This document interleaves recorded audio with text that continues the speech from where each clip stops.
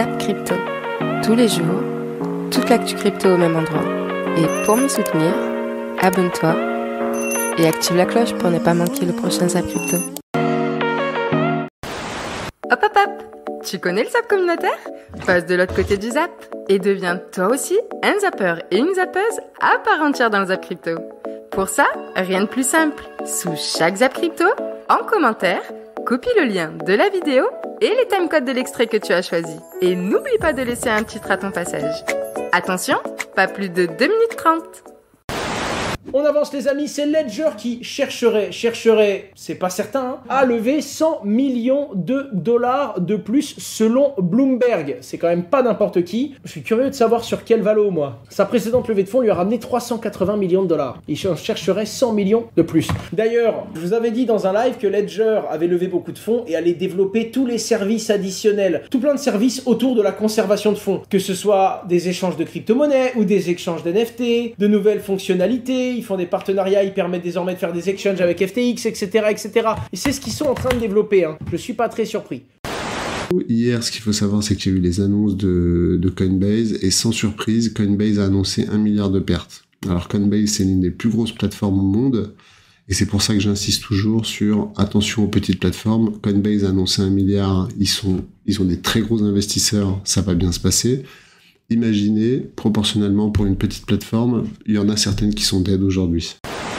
Il y a une dernière news qui est qui est très importante dans le contexte actuel. Je pense qu'elle est assez fondamentale.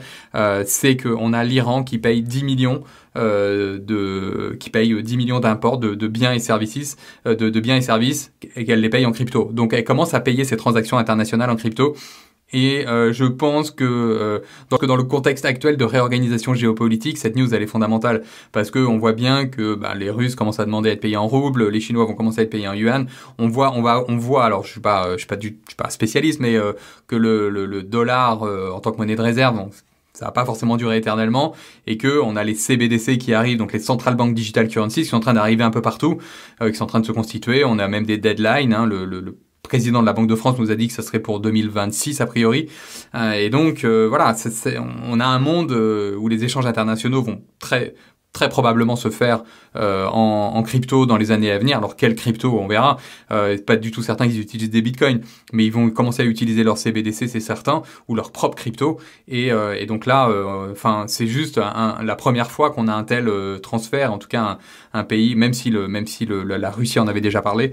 Voilà, l'Iran le fait, et je pense que c'est qu'un début. Ça va énormément se développer dans les années à venir, et c'est évidemment un acte de résistance de la part de l'Iran, hein, qui se dit voilà, bon, moi j'ai plus envie de passer par le dollar, de toute façon j'ai tellement de sanctions que je peux pas le faire, donc voilà, je vais aller acheter mon pétrole, ou je vais aller acheter ce dont j'ai besoin en crypto, et comme ça je court-circuite à la fois Swift et l'emprise du dollar. Crypto, le Bitcoin Montréal aura lieu. Voilà, bonne chose, hein. Bientôt sera organisé dans la ville de Montréal un événement pour célébrer la suprématie du BTC sur les autres crypto-monnaies. Voilà, c'est pour les extrémistes en Bitcoin. Moi, je suis pas du tout un extrémiste, mais j'adore cette blockchain et je la trouve fabuleuse et extraordinaire. C'est grâce à ça que je suis rentré dans ce système, et c'est pour ça que je suis rentré dans ce système, en ayant bien regardé les blockchains et tout. C'est vraiment fabuleux. Après, tout le reste autour, il y a plein de choses qui sont bonnes, hein. Donc on va rien dénigrer, on va chercher à chaque fois justement ce qui est bien, ce qui est pas bien. Sur le BTC, il y a aussi des petits inconvénients, évidemment, hein. Il n'y a rien de parfait. Bon, on continue à faire le grand écart, du coup on passe en Allemagne. L'Allemagne, une crypto-banque qui s'appelle Nuri, avec 500 000 utilisateurs qui malheureusement déposent le bilan. C'est dur la crypto, hein. En fait, ça a commencé en mode vous inquiétez pas. Après, bon, il y a un petit souci, mais ça va être réglé. Et là, après, ils n'ont pas hésité à dire bon, on s'est mis en insolvabilité. Ils ont dit vous inquiétez pas, vous pouvez quand même retirer vos fonds. Et puis cette nuit, on a appris que on peut pas retirer les fonds. Donc je sais pas ce qu'ils vont dire du coup aujourd'hui, tu vois. Vous inquiétez pas, vous pouvez pas les retirer, mais Café Bitcoin, on est des spécialistes de ce cas. Dans la communication, ils ont été loin quand même, parce que d'après ce que tu comprends, ils disent que c'est pas eux qui ont les droits bancaire ni de gérer des crypto-assets. C'était en sous-gestion par une autre boîte qui est Solaris. Et du coup, c'est ce qu'explique la banque, c'est qu'ils disent que rien n'est gelé puisque de toute manière, c'est pas eux qui en avaient la gestion et que c'était Solaris. C'est pas nous. Eux, par contre, ils sont dans la merde. Retenez juste cette information, les gars. Ça sera pas nous, hein. Nous, on est en train de se barrer. mais apparemment vos fonds vaut bien. Vous inquiétez même pas, ils sont pleins d'honnêteté ces gens-là. On l'a vu de toute façon avec les autres plateformes comme Celsius, hein, ils sont toujours pleins d'honnêteté. Et on a vu Triaro Capital aussi, ou qui sont Triaro Capital, j'ai l'impression que c'est le comble de l'honnêteté. Oui, et puis suite à la communication qu'ils ont faite hier, si tu veux, sur les réseaux, il y a forcément des gens qui se sont précipités sur leur banque pour retirer leurs assets, ce qu'on aurait tous fait, je pense. Et donc, c'est là qu'on a appris que c'était bloqué et qu'ils n'y arrivaient pas, les utilisateurs.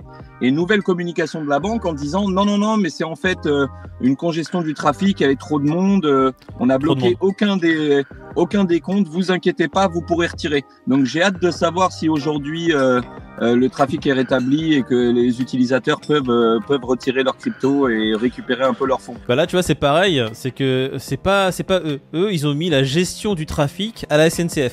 Apparemment, il y a eu un petit problème de blocage, un petit problème d'aiguillage qui fait qu'ils n'ont pas pu retirer tous leurs fonds pour l'instant.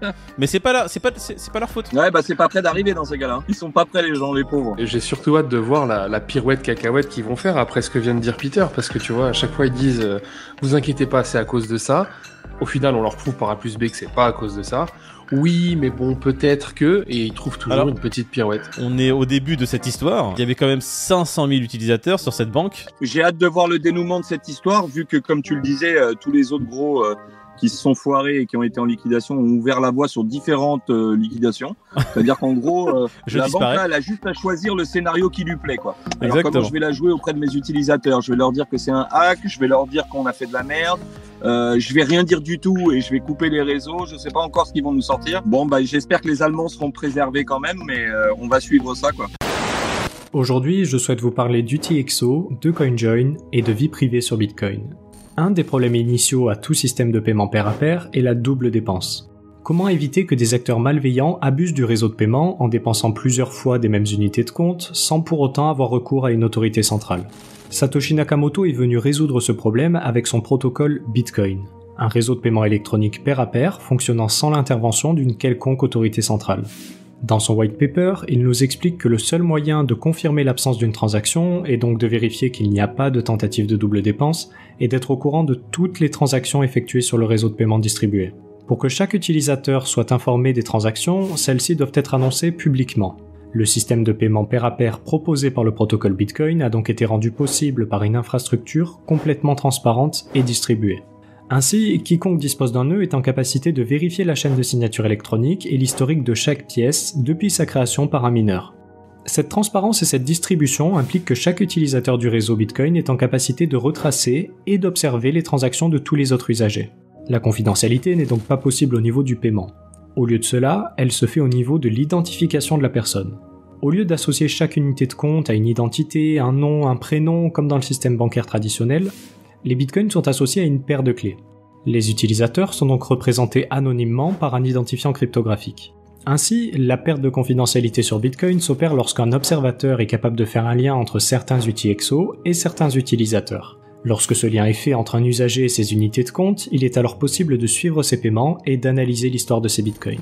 Le CoinJoin est une pratique qui permet de casser cet historique des UTXO afin d'apporter un certain niveau de confidentialité à l'utilisateur. On a vu que le nom qui est donné aux stablecoins est en fait assez trompeur. Quand on les analyse avec un peu plus de détails, les stablecoins ne correspondent pas vraiment à cette image d'un actif stable qui est véhiculé dans la cryptosphère. En fait, c'est un bon exemple de quelque chose dont les gens pensent que c'est décentralisé parce que les tokens sont sur une blockchain, mais en réalité le fonctionnement intrinsèque du système, qui est censé justement donner de la valeur à ces tokens, lui, est complètement centralisé. En gros, les stablecoins ne résolvent pas le problème qu'une crypto-monnaie est censée résoudre. Le problème qu'une crypto-monnaie est censée résoudre, c'est de pouvoir garantir de faire des transactions incensurables et immuables.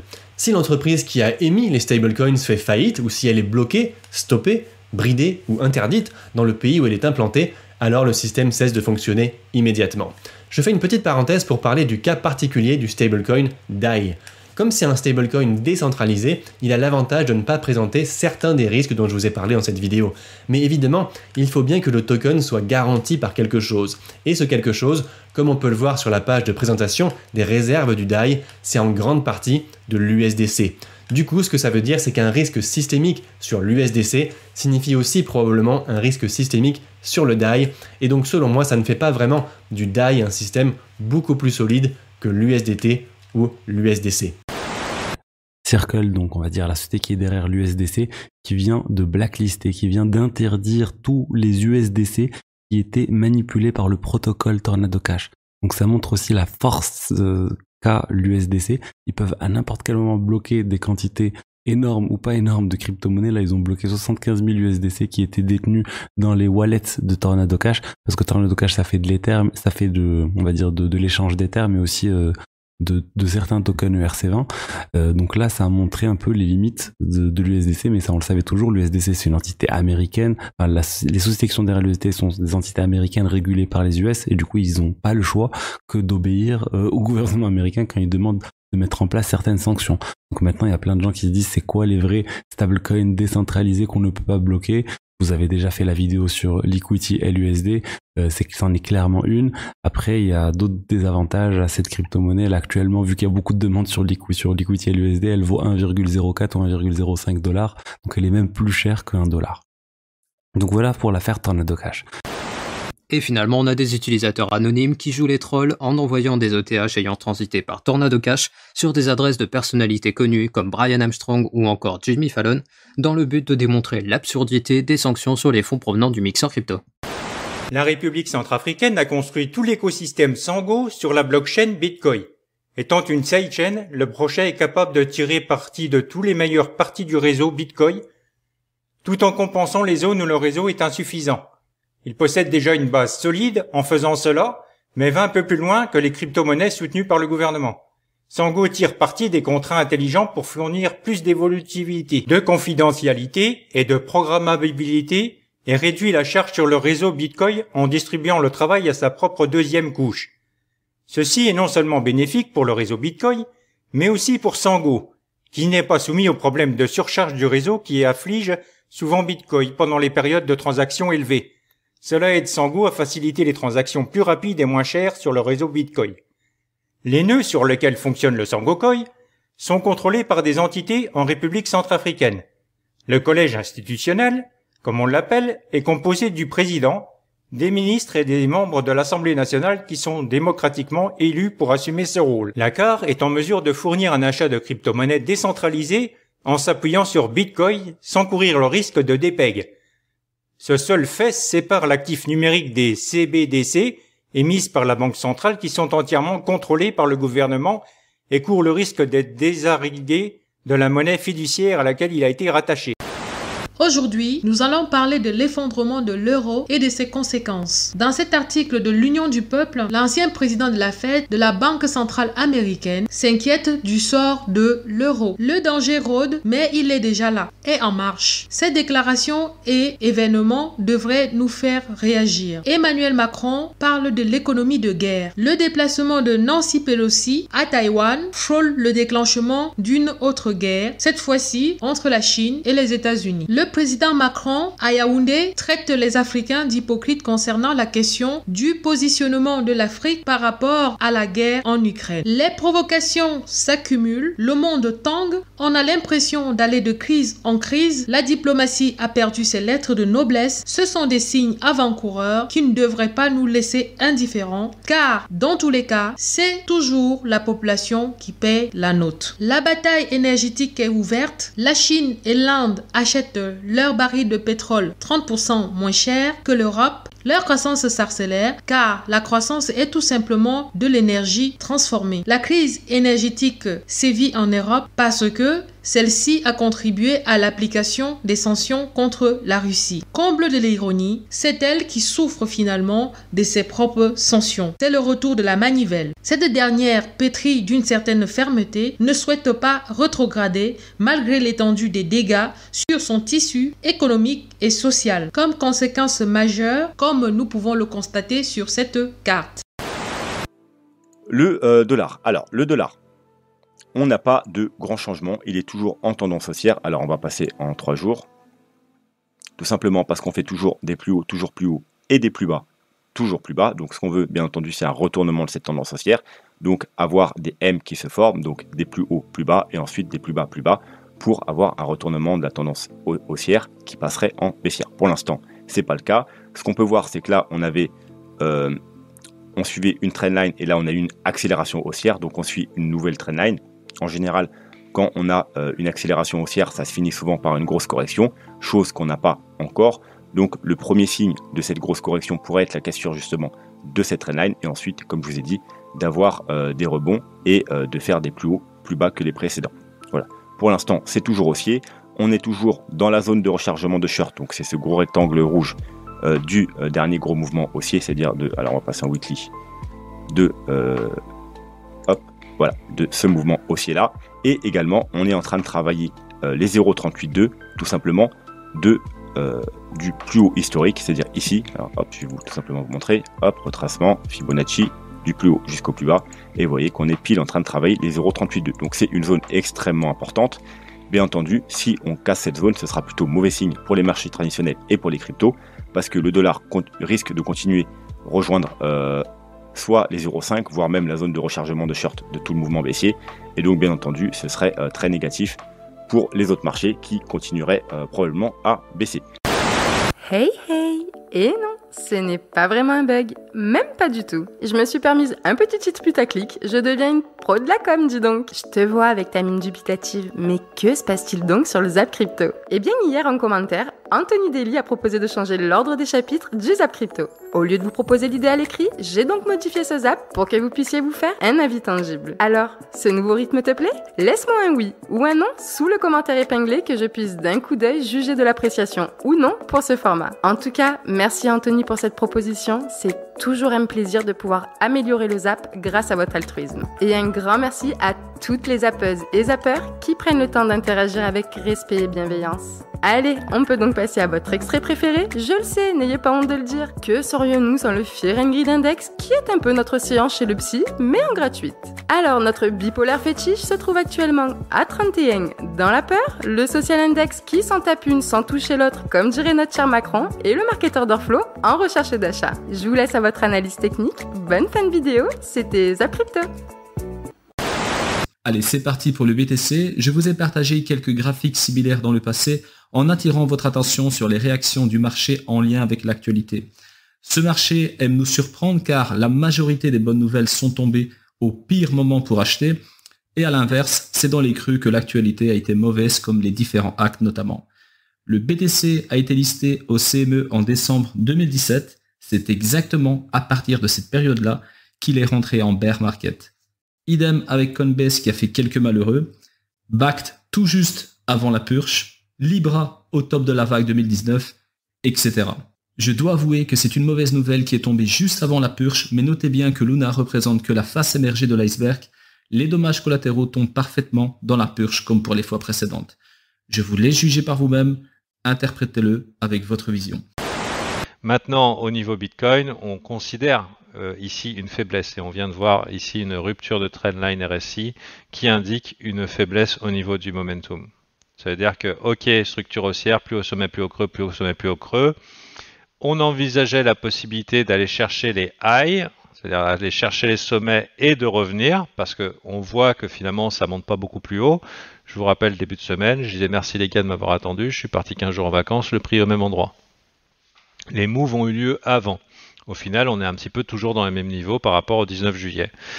Donc sachez que voilà, le momentum sur Bitcoin est relativement faible. Cette latéralisation, ce fait que ça aille nulle part, a été profitable sur pas mal d'alts qui ont pu voir des rallyes significatifs, 40, 50, des fois plus, hein, jusqu'à 100% de rebond.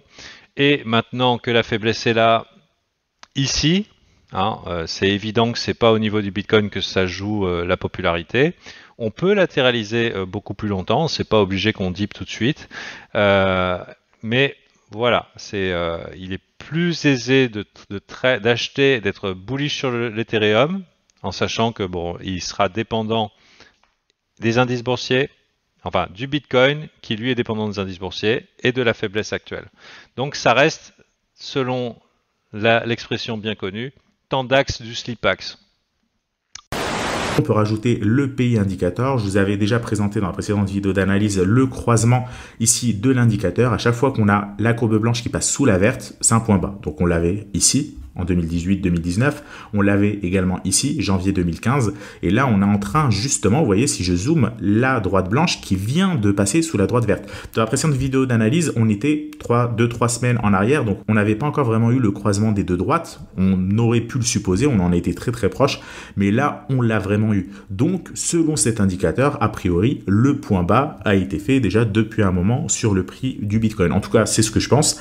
Mon scénario personnel, c'est que le point bas a déjà été fait depuis déjà maintenant un mois et demi sur le prix du Bitcoin vers les 17 000 dollars environ. Maintenant, on verra, est-ce que on va rebondir et on descend? Bah là, le point bas sera pas fait, mais aujourd'hui, au moment où je vous fais cette vidéo, selon moi, le point bas a été fait sur les crypto-monnaies et là, on va plutôt partir sur une phase de petit rebond, consolidation pendant plusieurs semaines, voire plusieurs mois, et déclencher ensuite la tendance haussière. Ça, je vais vous le préciser justement sur l'unité de temps journalière. Ici au niveau des mineurs, on va regarder, donc les mineurs, on fait attention à eux parce que les mineurs, tu veux, c'est réputé comme des gros holders. Les mineurs, souvent, ils gagnent beaucoup plus de Bitcoin que leur coûte leur infrastructure. Donc la plupart du temps, ils vendent juste ce qu'il faut pour payer leur coût de consommation et ils gardent le reste. Par contre, les mineurs, lorsque ça pue du cul, ils sont en train de lâcher leur bague violemment. Et on le voit sur des graphes. Donc pour l'instant, les mineurs, ils font rien. Mais si le Bitcoin commence à descendre, ils vont commencer à lâcher du bague et ça va doublement puer. Ensuite, order flow, on avait vu l'order flow très important, on avait vu cette box violette, pareil, hein, donc le taf a bien été fait. Grosse hausse d'open interest, donc beaucoup de gens qui se sont positionnés ici, beaucoup d'acheteurs qui sont rentrés sur breakout, beaucoup de vendeurs qui ont shorté. Donc il se passe quoi? Il se passe que tant qu'on évoluait au-dessus, bon bah c'est les vendeurs qui étaient bloqués, donc on aurait pu pousser. Et ben non, c'est pas les vendeurs qu'on bloque, c'est les acheteurs. Et du coup, quand on va sous la box violette, qui est bloqué, c'est les acheteurs. Et là, on voit qu'on a juste pullback et qu'on a rejeté. Donc techniquement, tant qu'on reste sous ce niveau, on peut penser vraiment très bearish, ok? Donc c'est-à-dire que là, il y a un paquet d'acheteurs qui sont coincés. Comment on le sait? En plus de ça, le ratio long est très élevé comparé au ratio short. Là, vous voyez, depuis qu'on dump, le ratio short, il diminue. Donc tous les vendeurs qui étaient bloqués ici, eux, ils en ont profité pour se barrer. Même des vendeurs qui étaient rentrés ici en ont profité pour se casser, tandis que là, les acheteurs sont majoritaires et eux sont restés coincés tout là-haut. Donc vraiment, vous voyez, c'est pour ça qu'il faut regagner cette zone pour déjà débloquer tous ces acheteurs et avoir bloqué des vendeurs ici. Donc là, ce qu'on voit au niveau de l'order flow, c'est un petit funding négatif court terme. Donc ça sent le rebond quand il y a ce genre de funding. Donc c'est ce qui fait qu'on aura un rebond. Maintenant, est-ce qu'on aura assez d'énergie pour dépasser les 23 200? Ça reste à voir. Si on rebloque et qu'on rejette, bon bah là, il y a de grandes chances que ce soit la direction baissière, tout simplement. Ça, c'est ce que nous apprend l'order flow. Par contre, si on regagne et que les acheteurs en profitent pour sortir, donc genre on voit ça, bon bah c'est bien, c'est-à-dire que les acheteurs se barrent, donc le train se décharge de lui-même, et c'est ce qui fait que derrière on pourrait piéger tous les vendeurs qui sont rentrés sur ce mouvement baissier, donc faire le fameux short squeeze dont on a parlé. Mais à l'instant T, franchement, là on reste, tant qu'on reste sous 23 200, très court terme, hein, c'est très très compliqué de penser bullish parce qu'il y a trop d'acheteurs qui sont coincés tout là-haut. Vraiment, il y a trop d'acheteurs qui sont coincés. Même si l'open interest a bien diminué, il y a encore beaucoup d'acheteurs qui sont restés coincés tout là-haut. Donc il faut faire très attention à ces acheteurs-là qui étaient persuadés qu'on allait breakout et enfin aller vers 28 000 $. Donc qui eux sont encore en position et sont bloqués. Le Accumulation Trend Score, c'est-à-dire le score d'accumulation, qui est pas très bon à l'instant T, on est à 0,10. Donc peu de gens qui sont intéressés dans la zone des 24 000 ici pour réaccumuler. On était beaucoup plus intéressés dans la zone des 19 que dans la zone des 24. Donc ça, c'est plutôt baissier également. La dormance qui est à des niveaux comme vraiment très bas. On n'a jamais vu de niveau aussi bas au niveau de la dormance, enfin de niveau aussi haut, on va dire, de dormance, c'est-à-dire tout simplement... les coins ne bougent pas. Voilà, on a très peu de coins qui font le prix. C'est-à-dire que ce sont les mêmes coins qui ont été vendus il y a une semaine à un tel, etc. Mais tous ceux qui sont plus ou moins sur le marché depuis longtemps ne laissent pas ici bouger leurs coins. Risque de réserve, c'est-à-dire est-ce que je suis dans une zone où l'investisseur peut penser que il a atteint son risque de réserve, c'est-à-dire que dans cette box verte, on va dire que Bitcoin est à un prix qui semble bon, qui semble loyal. Vous voyez qu'on a ici trouvé un bottom en bas de la box et qu'on est en train de repartir également. On va maintenant faire les adresses à plus de 10 000 Bitcoin, donc les grosses baleines qui sont en train d'accumuler assez frénétiquement ici. Vous voyez que ce sont eux qui rachètent la plupart de la supply actuelle. Les 1000 bitcoins qui sont plutôt à la distribution, vous voyez que les 1000 bitcoins sont en train de revendre, bien qu'on a peut-être une petite inflexion là, c'est-à-dire ça recommence à accumuler là ces quelques derniers jours, on va dire. C'est même eux qui portent un petit peu le mouvement, on le voit. Et les 100 bitcoins qui recommencent aussi à porter ce mouvement-là, alors qu'on était dans une latéralisation, on est en train de repartir là ici vers le haut. Donc ça c'est la nouvelle du jour, c'est que les 1000 bitcoins et les 100 bitcoins semblent se replacer, au moins temporellement. On a peut-être trouvé ici un bottom de la distribution des 1000 et 100 bitcoins. Les adresses à plus de 10 bitcoins qui sont en latéralisation, mais on a eu une très très forte augmentation ici sur le dip, et les plus de 1 bitcoin où on est sur de la très forte augmentation. Donc globalement, on a ici pas mal de coins qui commencent un petit peu... enfin, la dynamique commence à changer. Avant, on avait vraiment les 10 000 bitcoins et les 1 bitcoin qui accumulaient très fortement. Et là, la nouvelle, c'est que plus ou moins les adresses à plus de 100 bitcoins, vous le voyez, on est quand même sur, globalement, si on regarde toute la charte dans son ensemble, dans une latéralisation. Mais si vraiment on zoome très fort, on voit que ce mouvement est en train un petit peu de s'infléchir. En tout cas, on a un retour ici dans une box qui commence un petit peu à intéresser les 100 bitcoins et les 1000 bitcoins. Alors, excusez-moi. Ah voilà, on a vraiment un tout petit retour ici, mais on est quand même vraiment ici en tendance baissière, donc c'est sporadique, quoi. Hein. Si on regarde un petit peu de loin, c'est vraiment sporadique. Si on doit être early sur un signal, le signal n'est même pas encore donné. Voilà, si vous préférez. Eh ben voilà. Tu sais, les indicateurs, combien de fois je te saoule, je te dis attention, c'est pas parce qu'un indicateur te dit to the moon qu'il faut le croire. C'est pas parce qu'un indicateur te dit to the parterre qu'il faut le croire. Parce que tu vas toujours trouver des indicateurs qui vont dire oui, le bottom c'est maintenant. Non, le bottom c'est maintenant. Et là, tu as la preuve d'un autre indicateur, c'est le rise the price sur les holders entre 10 et 100 BTC. Qui a touché 3 fois exactement, regarde-moi ça, les anciens bear market à 2 $, putain, puisqu'on a 2 $, j'ai envie de pleurer, à 185 $, j'ai envie de pleurer aussi, à 3000 $, je pleure aussi, 3000 $, bon, et donc là, il nous dit que la prochaine target, enfin, dire, cet indicateur-là nous dit 12 000, tu vois, donc on fait attention, tandis que tu as plein d'indicateurs qui te disaient le bottom, regarde le P-cycle, il te dit, tout le monde jure par le P-cycle, oui, l'indicateur du moment c'est le P-cycle qui t'a dit un bottom, je sais plus à combien, bon, mais là où on était, tu vois, donc on fait attention, donc cet indicateur-là qui est extrêmement bien, tu le vois, il est nickel, à chaque fois il a fait banco, il te dit 12 000, mais c'est juste un indicateur, c'est pas une boule de cristal, c'est pas le futur, voilà, donc, mais on fait très attention aux indicateurs, d'accord ? Allez, on passe maintenant sur l'analyse de l'Ether et on débute bien évidemment par le mensuel. Toujours, on commence par les grosses unités de temps histoire de bien se repositionner. Donc là, on est sous résistance pour moi sur l'Ether. On arrive sur cette fameuse zone des 1900 $ qui est l'ouverture de la bougie du mois de juin. Et aussi les mèches ici qu'on avait effectuées durant le bottom de l'été dernier. Donc 1700-1900 $, c'est une grosse zone de résistance. On a comme support l'EMA 50 qui est juste sous nos pieds à 1500 $. On a aussi l'ancienne attache ici à 1400. Donc voilà, pour les petits niveaux clés sur l'Ether en mensuel, on a aussi le RSI, on a touché un niveau extrêmement bas qui a servi de support durant le bear market de 2018.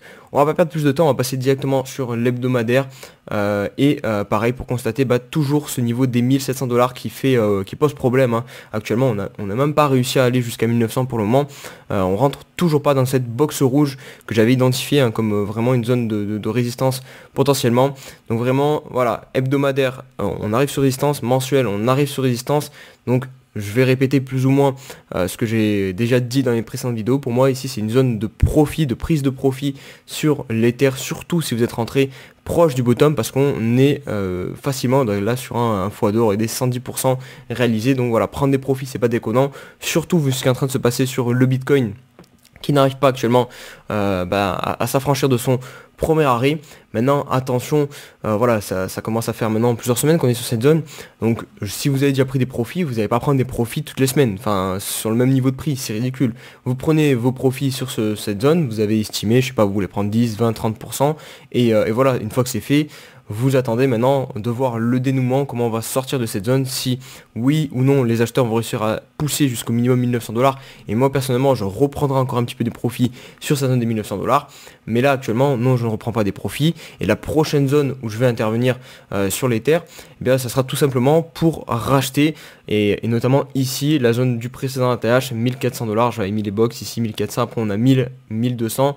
Et enfin, la zone du bottom aux alentours des 800 $. Et pour terminer, vous en avez certains qui attendent la Coupe du Monde tous les 4 ans, et il y en a d'autres, c'est le bear market. Admettons que si cette année clôture dans le rouge et la suivante dans le vert, ce serait bluffant. Et en parlant de sanctions, on a plusieurs stars américaines qui ont été épinglées pour la promotion de NFT. L'organisation des consommateurs, qui se nomme TINA aux États-Unis, a effectivement envoyé une lettre d'avertissement à plusieurs personnalités telles que Justin Bieber, Paris Hilton, Eva Longoria, Tom Brady et bien d'autres. Et ce qu'il leur reproche, c'est le fait que bien qu'une personnalité peut ne pas avoir de lien avec le projet, elle peut néanmoins faire monter le prix des NFT et potentiellement tirer du profit. Mais étant donné que le secteur des NFT est encore extrêmement jeune, leur promotion n'est pas encore clairement encadrée, et lors de la hype de 2021, les projets NFT ainsi que les personnalités publiques ont pu profiter d'un flou juridique pour faire un peu ce qu'ils voulaient. Mais avec la régulation qui est en cours de construction, il faut s'attendre à ce que la promotion des NFT soit encadrée avec des règles bien définies. Très important, 3 conditions pour pouvoir jouer dès maintenant sur la version bêta: avoir un NFT, donc un NFT du jeu bien sûr, avoir 100 CRT, le CRT vaut à peu près 18 centimes aujourd'hui, donc ça fait 18 € à avoir dans son wallet, et également être inscrit à Verco. Verco, c'est le site qui fait le lien entre notre wallet et le jeu. Donc je confirme, je choisis mes armes, je crois que la partie a déjà commencé chez moi, donc je suis lancé au milieu de la map, donc c'est une map un peu désertique, pour l'instant il n'y en a qu'une, et on s'affronte entre 4 joueurs. Incroyable, 9-0, enfin 9-1, je suis jamais mort encore. Tu fais le malin. Oui, mais c'est incroyable, 10-1, mais c'est la meilleure partie. C'est presque un clean sheet, comme on dit. Putain, incroyable, 10-0. Oh là là là là, ça je vais le screenshotter et je vais vous envoyer ça sur Twitter de ce pas, parce que c'était quand même une partie incroyable. Donc du coup, aujourd'hui, je suis surtout en train de jouer, de faire des kills et de vous montrer le résultat de mes parties sur Twitter. Enfin, quand je parle de mes parties, vous m'avez compris, hein, mon Bitcoin et mon couteau. Mais je vous ai aussi dit qu'il était possible de gagner du token CRT en jouant à la bêta du jeu Cantina Royale, avec un lien vers un article Medium qui explique le détail. Et du coup, bon, je joue aujourd'hui et je travaille aussi un petit peu. Je vous donne quand même un petit peu des informations. Donc je vous mettrai le lien en description vers cet article, avec une répartition des façons de gagner du CRT. Alors il y aura un classement des tout meilleurs, des premiers. N'espérez même pas être dedans, à moins de jouer en non-stop et d'être un pro gamer. C'est quand même compliqué d'arriver parmi les premiers. Mais en tout cas, il y a 10 000 $ de CRT à gagner, ou c'est 10 000 CRT. Sachant qu'il y en a 1 million en tout. Ah oui, c'est chaque semaine en fait. Bon, je travaille, mais en dilettante aujourd'hui. Donc 75 000 CRT pour la première semaine. Combien de temps va durer la bêta? Je sais pas exactement, mais ça devrait durer plusieurs semaines. Vos performances de jeu représenteront 80% des CRT à gagner. Donc autrement dit, c'est surtout en tuant des joueurs, en tuant d'autres gamers, que vous allez pouvoir gagner de la thune. Vous pouvez aussi faire des posts sur les réseaux sociaux, ou alors en rapportant des bugs. Il y a aussi une façon de gagner du CRT, je vais essayer. C'est la catégorie Streamer of the Week, sur YouTube ou Twitch. Donc moi je vais essayer sur YouTube, c'est la vidéo que vous êtes en train de regarder, et en fait pour les rewards ça va se baser sur le nombre de likes sur la vidéo. Donc autrement dit, quand je vous dis de liker ma vidéo, aujourd'hui faites-le vraiment. Je veux que des pouces bleus. Si tu regardes cette vidéo et que tu as l'habitude de regarder des vidéos sur ma chaîne, mets-moi un like, s'il te plaît. On verra ce qui se passera. Et après on peut poster la vidéo sur le Discord de Cantina Royale avec son user ID, son identifiant et son pseudo. Ouais, c'est Bitcoin Couteau, hein, vous le savez. Mais bon, là tout de suite, je vais peut-être reprendre une petite partie. Maintenant, je voulais parler de ZachXBT. C'est un enquêteur blockchain, on va dire, qui arrête pas de publier plusieurs enquêtes très intéressantes sur les scammers, sur les fraudeurs. Et là, il vient de publier une enquête qu'il a appelée Scammers in Paris. Je l'ai retweetée, donc vous pouvez voir sur mon compte Twitter. N'hésitez pas à vous abonner d'ailleurs si vous souhaitez continuer à avoir des informations sur Twitter sur ce type de sujet. Je vais pas vous dérouler toute l'enquête, mais il a vu qu'il y avait deux jeunes en fait qui avaient arnaqué plein de personnes en leur volant leur NFT, donc leur board Ape Yacht Club qui vaut plusieurs centaines de milliers de dollars. Ils ont récolté plus de 2 millions de dollars grâce à cette fraude. En fait, ils leur faisaient miroiter une application qui allait pouvoir rajouter d'une animation à leur board Ape Yacht Club. Les gens cliquaient sur cette animation, ils donnaient l'autorisation aux fraudeurs, aux hackers de voler leur board Ape Yacht Club, et c'est ce que le hacker faisait. Ensuite, justement, le hacker utilisait Tornado Cash et pour blanchir cet argent. Mais ce que ZachXBT a montré, c'est que la personne n'a pas fait attention et elle a réalisé aussi rapidement qu'elle a transféré l'argent. Elle a fait 7 transferts Tornado Cash pour certains montants très précis. Le même jour, elle a retiré aussi les 7 transferts très précis, enfin on va dire avec le même timing. Donc ce qui montrait que c'était potentiellement la même personne, et c'est comme ça qu'il a fait le lien. Il a pu remonter à la personne, à son compte Twitter perso, il y a même plusieurs photos de la personne qui sont mis en ligne sur le blog. Je vais pas vous le montrer ici, mais vous pouvez trouver toutes ces informations. Donc c'est un jeune, a priori il a 18 ans. Il y en a un autre, ça c'est un ancien de l'école 42. Donc bon, C'est quand même triste de voir qu'il y a des gens qui profitent de leurs compétences ou de leur appétence avec les crypto-monnaies pour voler et pour se faire des millions de dollars sur le dos de certaines personnes. Alors, ce zap t'a plu? Dis-moi en commentaire quelle est l'actu qui t'a le plus intéressé. Et si tu as manqué les actus d'hier, retrouve juste ici le zap crypto de la veille.